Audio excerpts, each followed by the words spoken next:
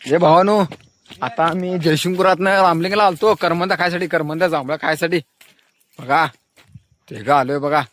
हे एकटा राहिला आहे मेंबर.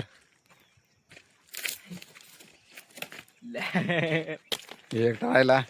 करमंद काढायला जयशिंगपुरातनं खास रामलिंग मध्ये करमंद जांभळा खायसाठी.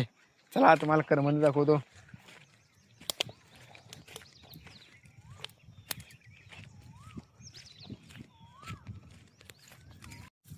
भावानो, सगळे करमंद सगळे कच्चे आहे, करमंदे पकलेले नाही.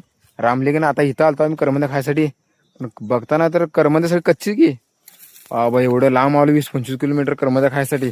आणि करमंद सगळी कच्चीच आहे भावानो. हे बघा कसं करमंदी आहेत, करमंदी लागल्यात पण सगळी कच्ची आहे.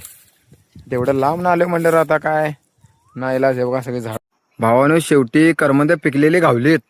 हे बघा ही करमंद पिकलेली आल्यासारखं मेहनतचे फळ तर मिळालं बघा एवढ्या लांब आल्याबद्दल.